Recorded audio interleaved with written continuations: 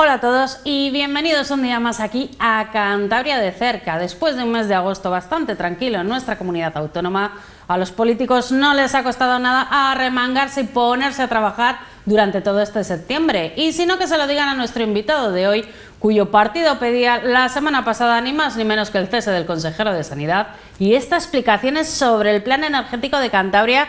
Félix Álvarez, portavoz parlamentario de Ciudadanos, líder del partido, bienvenido a Popular Televisión. Muchas gracias y un placer, como siempre, pasar con vosotros y con los espectadores un ratito hablando de lo humano y lo divino.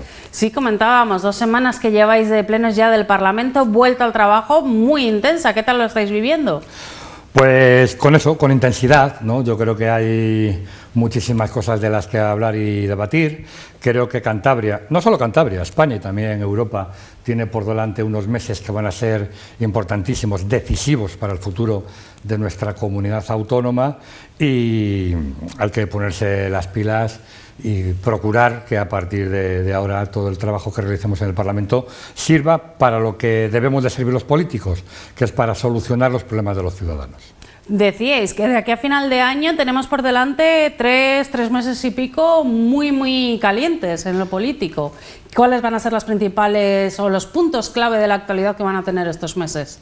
Bueno, yo lo englobaría en 2 puntos principales. El primero, como no puede ser otra, el sanitario, ¿no? Es verdad que vivimos, o que vamos a empezar a vivir una etapa distinta en lo que a la pandemia se refiere. Es verdad que gracias a las vacunas que se compraron de manera conjunta en Europa y al trabajo excepcional, nunca nos cansaremos de repetirlo, de nuestros sanitarios, pues ya estamos cerca del 80% de cántabros vacunados, y ahora nos enfrentamos a una nueva realidad, que es a convivir con este virus que no se ha ido, que no se va a ir de momento, pero sí es verdad que sobre todo el aumento de la vacunación hace que tengamos que adaptarnos a esta nueva situación. Tenemos que ser capaces de empezar a eliminar restricciones, y entonces ahí empalmo con el segundo gran bloque, que es la economía. Tenemos que recuperar el pulso económico de la comunidad autónoma. Va a ser fundamental para el futuro de nuestra tierra los fondos europeos. Esperemos que esos fondos europeos no se conviertan en un plan E como aquel que hizo Zapatero, pero que esto no sea un plan E europeo, y que realmente sirvan para relanzar la economía y para cambiar el modelo productivo de Cantabria, y en eso estamos. Tenemos que tener los ojos, los oídos y todas las intenciones puestas en que esos fondos europeos realmente sirvan para lo que tienen que servir, y que no sea una chapuza de quita y pon que de momento, en el plazo corto, impulse la economía, pero que a la larga volvamos a estar en el punto en el que estábamos. Bueno, empezando por el coronavirus, que seguro que está en la mente de todos. Después de un verano complicadísimo, de medidas, quitar, en la misma semana hemos tenido 3 o 4 posturas diferentes. La verdad que ha sido un verano muy complicado de gestionar. Pero ¿tiene sentido ahora mantener las mismas restricciones que teníamos hace 3 o 4 meses con una campaña de vacunación tan adelantada como la que tenemos? No tiene ningún sentido. Es verdad que sobre todo a finales de junio y primeros de julio, con el inicio de la campaña veraniega, el consejero de Sanidad fue dando tumbos y vio cómo las resoluciones que iba aprobando se las iba tumbando una tras otra al Tribunal Superior de Justicia de Cantabria, como en 5 días se cambió la entrada a los interiores de hostelería, ahora no, ahora con el pasaporte, luego sí. Nos volvieron locos a todos, sobre todo a los autónomos y a los empresarios de la hostelería y del turismo. Creo que hizo muchísimo daño a nuestra economía y no tiene ningún sentido. Estamos en el 80% de vacunación. Vemos cómo la incidencia del virus hace que afortunadamente mucha menos gente tenga que ingresar, que muchísima menos gente llega a las UCIs, y que, por supuesto, lo más importante, que haya muchos menos fallecimientos. Y tenemos que adaptarnos a esta nueva situación. Hay que empezar a eliminar esas restricciones y hay que tomar nuevas medidas que se adapten a esta nueva situación pandémica. Hay que seguir controlando, hay que seguir vigilando, hay que seguir estando muy atentos a las posibles nuevas variantes que vayan apareciendo, pero tenemos que recuperar la vida, tenemos que recuperar aquella normalidad de la que ya casi no nos acordamos, y tenemos que impulsar económicamente nuestra tierra, porque a la pandemia que provocó el virus tenemos que responder a la pandemia económica derivada de esa crisis sanitaria. Vimos la semana pasada que la Asociación de la Policía Local de Santander se unía a la Asociación de Hostelería para decir que no tenían sentido las restricciones que estaban en el ocio nocturno, no en cuanto al aforo, que se pueda bailar o no se pueda bailar, sino que esos horarios de cierre no tienen sentido. Hacerlo escalonado permitía controlar mucho mejor a la gente. ¿Es ya la hora de levantar el acelerador para el ocio nocturno? Pues nosotros acabamos de registrar una proposición no de ley precisamente en ese sentido. Vamos a permitir que el ocio nocturno abra en su horario, porque nos engañan, a veces nos engañan. Nos damos cuenta y se lo hacemos saber, pero nos pretenden engañar. Han dicho que con el nivel 1 se puede abrir el ocio nocturno, pero sin embargo solo pueden abrir hasta las 3 de la mañana. No tiene ningún sentido. Si tú me permites abrir con ocio nocturno, tengo que poder abrir con el horario que me permite mi licencia. Si no, estamos en las que estábamos antes. Y luego, evidentemente, si hay gente, si hay jóvenes que pueden ir a esos locales donde están un poco más controlados, donde tiene que haber, evidentemente, seguridad, mascarillas, distancia, gel de manos, todo este tipo de cosas que ya conocemos, mucha menos gente habrá reuniéndose en plazas, reuniéndose en playas, bebiendo de la misma botella, bailando y abrazándose, y sería mucho más controlable esos botellones. Es la propia policía la que dice que no tiene la capacidad para controlar esos botellones. Bueno, pues yo creo que en esos locales de ocio nocturno puede haber algo más de control y disminuiría el número de botellones y la policía tendría más capacidad de controlar a esa gente que va a seguir haciendo botellones. Aún así, no sé si no solamente Cantabria, ha pasado en todas las comunidades, se han quedado un poco solas en cuanto a la normativa del coronavirus. Una vez que se ha acabado el estado de alarma, aquí ya no ha habido normativa común para nadie. Cada comunidad ha hecho un poco pues lo que consideraba que tenía que hacer, por eso hemos visto medidas tan distintas. No sé si hubiese hecho falta una normativa nacional que nos igualase a todos. Nosotros ya pedimos en el Congreso de los Diputados, mi grupo parlamentario de Ciudadanos, a través del portavoz Edmundo Val, que hubiese un paraguas jurídico para todo el país a través de la Audiencia Nacional. Pero ya sabemos que el señor Pedro Sánchez es más partidario de hacerse fotos cuando llegan las vacunas, es más partidario de dar noticias cuando son positivas, pero en lo que se refiere a la responsabilidad y al liderazgo que tiene que asumir un presidente del gobierno y dar esa cobertura a todas las comunidades autónomas, pues prefirió dejar a cada comunidad a su aire. Y así hemos vivido pues este auténtico desbarajuste y desquicie, que unas comunidades hacían una cosa, otras otra. Si te ibas de viaje tenías que mirar las restricciones que había en la comunidad a la que ibas de vacaciones, un auténtico desvarío, pero yo sí quiero romper una lanza a favor de las comunidades autónomas. En unos sitios se habrá hecho mejor, en otros peor, pero es verdad que han estado desamparadas y que han hecho lo que buenamente han podido. Y sin embargo aquí habéis pedido el cese del consejero de Sanidad.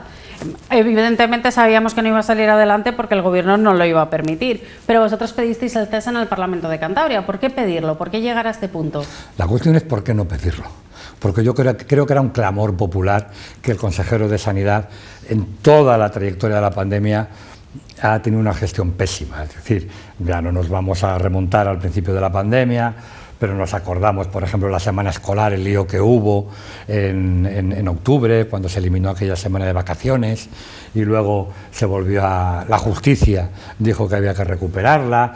El número que montó el consejero de Sanidad con la vacunación, sobre todo en los primeros días, que se vacunó primero a los internos del Dueso que a nuestros abuelos que estaban en las residencias y que al personal sanitario de primera línea y al personal que cuidaba a nuestros abuelos, lo que ocurrió a finales de junio, en la primera semana de julio, donde, como en todas las comunidades autónomas, es verdad que se tomaba alguna decisión que luego era revocada por la justicia, pero yo no recuerdo ninguna comunidad autónoma en la que 5 días se cambiara 3 veces de criterio para entrar o no entrar a los locales, a los interiores de los locales de hostelería. Esto era un clamor, hasta tal punto que en aquellos días yo iba por la calle por Santander, entraba a un bar o estaba en la terraza porque ya no sabía si podía entrar o no, y los propios dueños de los bares, de los restaurantes, de las cafeterías, no sabían qué hacer. Y entonces ocurrió algo que a mí me chocó, que al consejero de Sanidad no solo se le perdió el respeto, sino que sencillamente la gente no le escuchaba, no le quería hacer caso. O sea, lo que dijera el consejero de Sanidad, por aquí entraba y por aquí salía, porque estaba mareando, evidentemente, a todo el personal. Y yo creo que era un clamor popular que este consejero en esta nueva etapa que tenemos que afrontar, a esta etapa llega quemado, llega sin credibilidad, llega sin que nadie le respete. Y necesitamos un nuevo consejero de Sanidad o consejera de Sanidad que afronte esta nueva etapa sin piedras en la mochila, con las manos sin atar, y que por lo menos los ciudadanos podamos escucharle sin sentir el rechazo que sentimos cuando escuchamos al consejero de Sanidad. Es muy parecido, me recuerda mucho al caso de Fernando Simón. Se ha roto ese vínculo de relativa confianza. Evidentemente no aceptamos lo que nos digan los políticos de por sí, pero hay una mínima confianza sobre que se está intentando hacer las medidas lo mejor posible. ¿Se ha roto en Cantabria? Se ha roto. Nadie cree nada, nadie escucha nada, porque cuando a ti te cambian los criterios una y otra vez, cuando hacen un semáforo COVID que es absolutamente inútil, cuando tú no puedes entrar a un restaurante en Santander, pero puedes ir a Bezana y en él sí puedes entrar, cosas tan absurdas que la gente no lo entiende. Y no hay nada peor que hacer normas que la gente no entienda. Porque cuando la gente no entiende algo es incapaz de asumirlo. Nos pasa absolutamente a todos. Y ese vínculo se ha roto. El consejero de Sanidad ha perdido esa conexión con los ciudadanos. Y no hay nada peor no para un político, que también, para un dirigente político, que los ciudadanos sencillamente no le escuchan. Bueno, y el otro gran tema que tenemos encima de la mesa, el de la economía, van a llegar los presupuestos. Se ha prometido que no se van a tocar los impuestos, ¿lo creéis? No. Para nada. No, porque hay muchas formas de subir impuestos. Una es subir los tipos impositivos, es la forma más directa. Pero hay otra forma que es por la puerta de atrás, que es eliminando deducciones. Que es a lo mejor pues tener una familia con 3 hijos, a la hora de tener deducciones fiscales, pues esas deducciones, como ya pasó el año pasado, se han ido reduciendo, con lo cual no se suben los tipos impositivos, pero las familias, cuando llega la hora de pagar el IRPF en mayo o en junio, ven que tienen que pagar más. No me creo a este gobierno. La política socialista es una política de gasto desbocado, y del Partido Regionalista es de gasto desbocado, y la única manera de equilibrar los presupuestos cuando tú gastas más es recaudar más. Y yo no concibo, desde el punto de vista del socialismo, intentar tener más ingresos si no es aumentando los impuestos. Esto es imposible. Esto con el socialismo no casa, choca.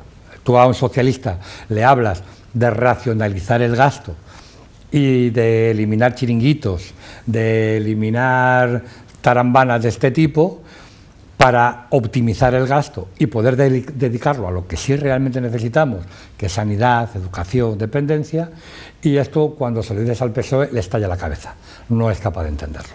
Pues aún así el presidente regional prometió un presupuesto expansivo. ¿De dónde van a salir los fondos? Pues hombre, el maná europeo, pero claro, el maná sirve cuando cae para que te alimentes un rato, luego se consume, y los fondos europeos no tienen que ser el maná. Los fondos europeos tienen que ser una varita mágica, que sirve para que cambiemos el modelo productivo de Cantabria, para que avancemos en economía verde, en digitalización, en la formación de las personas. Esto tiene que servir sobre todo para invertir en personas, no en cosas. Y yo creo que esto lo van a utilizar de la única manera que saben, que es haciendo un gasto expansivo, y que mucho de este dinero se va a ir en gasto no productivo. Aún así queda mucho dinero por llegar este mismo año a Cantabria a nivel nacional. Quedan, por ejemplo, lo comentábamos, estuvo el diputado regionalista José María Mazón, 44 millones de euros de Valdecilla, quedan todavía 22 millones de euros del IVA que se adeuda. ¿Llegará este dinero a Cantabria por lo menos para los presupuestos de este año o ya lo esperaremos para el que viene? Hombre, teniendo en cuenta que en el gobierno de España está el señor Pedro Sánchez y el Partido Socialista, que son auténticos especialistas en dilatar cuando les toca a ellos pagar, pues no lo sé. No tengo una varita mágica ni una bola de cristal, no soy Harry Potter, pero a mí me cuesta creer que ese dinero vaya a llegar, ¿no? Bueno, me cuesta que llegue cuando tiene que llegar. Yo creo que el gobierno de España va a dilatar ese dinero todo lo que pueda. El dinero, además, que nos deben a los cántabros, no se lo deben al señor Mazón ni al PRC. Evidentemente. El dinero, sí, es que a veces parece que el dinero lo ponen ellos. Es que Pedro Sánchez nos ha dado, no, Pedro Sánchez no nos ha dado nada. El dinero de los impuestos de los españoles, que además nos corresponde a los cántabros porque es una deuda contraída, como ha dicho la justicia, con Cantabria, y el señor Pedro Sánchez y el gobierno de España tienen la obligación de hacer llegar ese dinero aquí a Cantabria. Esperemos que llegue, porque serían recursos que tengamos para nuestra comunidad autónoma, pero visto la capacidad de dilación y de vacile que tiene el Gobierno de España con el Partido Regionalista, pues ojalá me equivoque, pero no creo que lleguen este año. Bueno, más temas, Félix. Nos sorprendía ayer la dimisión de la rectora de la Universidad Internacional Menéndez Pelayo. Bueno, nos sorprendía relativamente, porque es cierto que llevábamos semanas de mucha presión y de mucha polémica por la actuación. ¿Es una buena noticia o una mala noticia para la universidad? Es una buena noticia, lo que pasa que llega tarde, porque esta señora, esta rectora, llegó, vio y arrasó. Y se va, sí, se va a su casa, pero el destrozo ya le ha hecho. Y la Universidad Internacional Menéndez Pelayo, un auténtico orgullo para todos los santanderinos y para todos los cántabros. Escuela referente en el mundo en estas escuelas de verano, donde pasaban premios Nobel, donde venían presidentes de gobierno de cualquier parte del mundo, donde los estudiantes a nivel internacional deseaban venir a Cantabria, a Santander, a disfrutar, a aprender, a debatir en libertad, que es lo que es la Universidad Internacional Menéndez Pelayo, pues ahora se lo piensan y eligen otros destinos. Y esta universidad nuestra, esta Universidad Internacional, pues pasó de ser la Universidad Internacional Menéndez Pelayo a ser la Universidad Internacional del Partido Socialista. Bienvenida sea la dimisión, y tanta paz deje como gloria se lleva, o al revés, como dice el refrán, pero el daño está hecho. El daño está hecho. Pero no es posible recuperar el prestigio de la UIM. Se habla mucho de que no es solamente por prestigio, pero sí que es cierto que aquí en la UIM ha habido veranos que venían todas las principales personalidades científicas, políticas, del mundo de la economía, de todos los aspectos, venían a los cursos de verano de la UIM. Entonces atraía muchísima atención este tipo de actividades. ¿No es posible volver a eso? Yo creo que sí es posible, porque la UIM sigue teniendo el sello de que es la UIM. Y todo el mundo, en España, en Europa y en el mundo, reconoce la valía y la historia de nuestra universidad. Eso está ahí. Pero ¿qué va a hacer el Partido Socialista, que está acostumbrado a colonizar todas las instituciones? ¿Va a poner a alguien de reconocido prestigio, de experiencia suficiente para intentar relanzar nuestro proyecto? ¿O va a poner a alguien que venga con el carnet del Partido Socialista en la boca? Ha habido rectores maravillosos en la Universidad Internacional que han conseguido éxitos tremendos. Si ponen a alguien con la suficiente capacidad, prestigio, experiencia y valía, pues podríamos recuperar esa historia que teníamos, ¿no? Podemos volver a hacerla presente. Si ponen a alguien del Partido Socialista por el mero hecho de ser el Partido Socialista, pues nos volverá a costar recuperarnos. Bueno, es el curso que ha acabado, veremos a ver qué pasa el año que viene, pero el curso que acaba de empezar, el de los colegios de Cantabria, ¿qué valoración hacéis? Porque le vemos, llega con algunas novedades, pero en líneas generales muy similar al año pasado. Yo aquí tengo que decir que gracias a la comunidad educativa, a toda la comunidad educativa, a los profesores, a la gente administrativa de los centros escolares, a los celadores, todos hicieron posible el milagro del año pasado. Todos teníamos dudas cuando en septiembre del año pasado, evidentemente sí, con la situación pandémica que teníamos, cómo se iba a resolver el año académico. Bueno, pues hay que decir que todos los profesores y toda la comunidad educativa hicieron un trabajo maravilloso y espléndido, ¿no? Estamos en otra situación, tenemos mucha gente vacunada, hay que seguir apostando sobre todo por la vigilancia, ¿no? Pero yo, vista la experiencia del año pasado, no puedo más que ser optimista, porque confío tanto en nuestra comunidad educativa, porque nos lo ha demostrado, que yo en ese aspecto estoy tranquilo. No estoy tranquilo en algunas otras cosas, ¿no? Como que se vaya a quitar, por ejemplo, los exámenes de recuperación y igualemos la educación, pero por abajo, en vez de intentar buscar la excelencia educativa, que es de lo que se trata, ¿no? Pero yo, insisto, quitando estas cosas, que estando en la implantación de la LOMLOE, que cuesta hasta decirlo, yo confío mucho en la comunidad educativa. Sobre todo en los profesores, que también se quejan de que tienen muchísimo trabajo. Con esto del coronavirus, además de las clases, se les ha sumado esa vigilancia. ¿Es necesario incrementar los presupuestos para la educación en Cantabria? Hay tres patas fundamentales en nuestra sociedad del estado del bienestar. La educación, que es donde tenemos el futuro, la sanidad, que nos cuida a todos de nuestra salud, y la dependencia, donde todos vamos a llegar. Decía una canción de Joan Manuel Serrat que todos tenemos un viejo dentro y todos vamos a llegar allí. Entonces, necesitamos que esos 3 pilares fundamentales tengan los recursos necesarios. Tenemos que tenemos que racionalizar el gasto en otras cosas que no son tan importantes.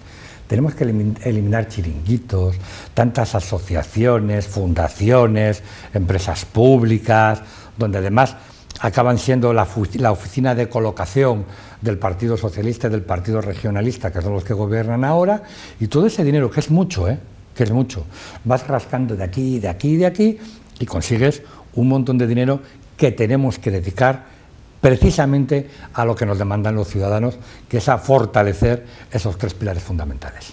Y sin embargo, lo comentabas, da la sensación de que últimamente, en vez de fortalecer la educación, se está yendo hacia atrás, se les está pidiendo menos a los niños.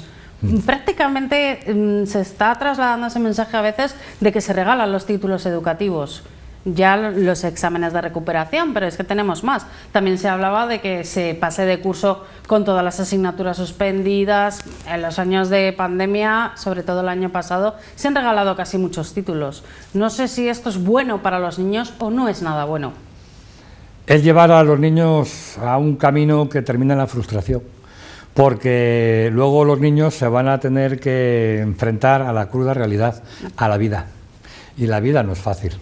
La vida no es cómoda, la vida tiene muchas esquinas, muchas zancadillas, tiene trayectos complicados, y si no hacemos niños fuertes, que sean capaces de gestionar su frustración, que sean capaces de esforzarse, que sean capaces de aprender, primero aprender por aprender, porque eso enriquece al ser humano, les estamos dejando sin armas para el futuro. Es que luego llega la vida con sus bofetadas. Yo tengo una niña de 17 años, está ahora en segundo de bachillerato, y yo se lo digo, independientemente de lo que te exijan en el colegio, luego te va a venir la vida a exigirte lo que te va a exigir la realidad. Y hay que hacerles conscientes a los niños de que está muy bien, me encantan, y veo muchas películas de Walt Disney, me encantan, son muy bonitas, son muy emocionantes, alimentan los valores, pero eso no es la vida. Bambi no hablaba. Y luego tienes que salirte a la vida real y te vas a tener que enfrentar con las condiciones, con las exigencias de las empresas. Y estamos creando niños, yo creo que estamos creando niños con piel de cristal. Y eso va a ser muy malo para nuestros niños y para nuestro futuro. Luego no te regalan nada. No. Luego una vez que sales a trabajar ya no te regalan nada. No es que no te regalen, es que a veces te quitan. Exactamente. Te quitan por todos los lados. Bueno, y un último tema, precisamente ayer en el Parlamento de Cantabria, hablabais de ese plan energético, pedíais explicaciones al Gobierno. Esperábamos este verano tener un primer borrador de ese plan energético y una primera idea de lo que quiere hacer el Gobierno, pero no ha llegado a tiempo. ¿Qué explicaciones os han dado a vosotros? ¿Cuál va a ser el futuro? Es que mienten, que sencillamente mienten. Porque el señor Marcano dijo que íbamos a tener a finales de año este plan ya en el Parlamento prácticamente en marcha. Esto lo dijo hace unos meses. Y ayer, cuando nosotros le preguntamos, nos hace un relato cronológico de cómo tiene que desarrollarse la ley y nos dice que 18 meses. Pero vamos a ver, ¿no nos dijo usted hace unos meses que iba a estar para diciembre? ¿No conocía usted hace unos meses ese desarrollo cronológico que necesitan todos estos planes? ¿Qué pasó? Que hace unos meses le venía muy bien decir que a final de año y se ganó un titular. Y salió en los medios de comunicación. Para finales de año Cantabria tendrá un plan energético. Ya está. Como tenemos memoria de pez muchas veces todos, claro, pues nadie hubiese caído a finales de año que no hubiera llegado ese plan, ¿no? Ayer le preguntamos nosotros y nos dijo que 18 meses. Y ayer se buscó otro titular. Contando desde ayer. 18 meses desde ayer. No, tampoco lo tenemos muy claro. Si desde que llegó el borrador el 23 de diciembre al Parlamento de Cantabria o si desde que ese borrador se mandó a la Comisión de Desarrollo Ecológico. No lo sabemos. No lo sabemos. Pero lo que sí sabemos, porque lo han dicho, es que dijeron que iba a estar a final de año y no va a estar. Y que ahora nos dicen que 18 meses, o sea que será para mediados de 2022. El presidente Revilla, en la sesión de investidura, dijo que el PROT le íbamos a tener en 2 años. En 2 años el PROT va a estar en el Parlamento. Ya han pasado esos 2 años. pues no va a estar. Tienen una capacidad tremenda para vivir del marketing y para vivir del titular. Y como luego se nos olvida, pues para eso tenemos que estar en la oposición, para recordarles y ponerles encima de la mesa sus mentiras y sus engaños. Y uno de los temas que más preocupan precisamente dentro de este plan energético es el plan eólico. Desde luego el mundo rural y todos los sitios donde se quiere poner un molino están en pie de guerra porque no quieren que lleguen. No sé si a veces esto es una resistencia exagerada o tienen razones para no querer molinos en Cantabria. Es que claro, tenemos que desarrollar un plan energético y el PROT para decir en qué lugares podemos colocar esos molinos eólicos. O sea, colocarles en los valles pasiegos es un atentado a Cantabria. Tenemos un valor paisajístico y natural que tenemos que preservar. ¿Habrá sitios donde habrá que poner esos molinos? Claro, hay sitios que tienen impacto visual, porque siempre lo van a tener, pero no te van a destrozar el paisaje ni esa reserva natural que tanto debemos de cuidar y preservar para las futuras generaciones. Fíjate, si es que en la frontera con Burgos, allá por el escudo, hay una línea que delimita Cantabria de Burgos. Bueno, en Cantabria no hay un solo molino de estos eólicos. Y a 20 metros tenemos en Burgos molinos funcionando. Bueno, pues eso es lo que hay que desarrollar. Por eso es tan necesario el PROT y el plan energético. Tenemos que diseñar qué queremos que sea Cantabria en unos años, qué zonas hay que preservar, qué zonas hay que proteger, dónde sí podemos poner estos molinos, llegar a un consenso, que por cierto el PROT, que está guardado en un cajón, ya tenía un amplio consenso de toda la sociedad también civil, de todas las asociaciones especialistas, ecologistas, energéticas, donde había un consenso donde sí podíamos ponerlos. Bueno, yo no sé por qué el Gobierno de Cantabria tiene ese plan guardado en el cajón y seguimos esperando que cuando les dé la gana lo lleven al Parlamento y seamos capaces entre todos de apoyar, de aprobar algo que diseña el futuro de Cantabria. ¿No son un poco frustrantes todo este tipo de planes? Porque llevamos oyendo hablar de ellos, estoy hablando tranquilamente de una década. Es que la política, cuando estás en la oposición, es muy frustrante. El tren. O sea, hace años que el señor Revilla dijo que iba a llegar el AVE a Santander en 2015. No a Reynosa, a Santander en 2015. El plan energético, el PROT, el tren a Bilbao. Yo no le veré. Bueno, soy jovencito, ¿eh? Esperamos que te quedan todavía unos cuantos años por delante. Pero no le veré. Yo al paso que vamos no le veremos. Y seguimos la Pasiega, 15 años. El MUPAC, 15 años. Llevamos arrastrando proyectos que tendrían que ser fundamentales para el desarrollo de nuestra comunidad autónoma, décadas y décadas, escuchando de que van a llegar al año siguiente. Entonces, uno ya, claro, yo entiendo a los ciudadanos que acaban agotados. Claro, se la Revilla, se pone a hablar del tren, la gente cambia de cadena, acaba el tren. O del MUPAC, que llevamos con el MUPAC pues décadas, y la Pasiega. Entonces sí, es frustrante, sobre todo cuando estás en la oposición. Pero nuestro trabajo es insistir e insisto, valga la redundancia, y ponerles en evidencia y desnudar sus mentiras para que los ciudadanos vean que los que gobiernan no hacen lo que cumplen ni lo que deben. Bueno, Félix, pues os vemos ahí todas las semanas insistiendo en el Pleno del Parlamento, os vamos a seguir teniendo, os queda todavía legislatura por delante para ello. Muchas gracias por haber estado aquí con nosotros, nos despedimos aquí que ya no nos queda tiempo. Ha sido un placer y cuando siempre, y como siempre, cuando queráis.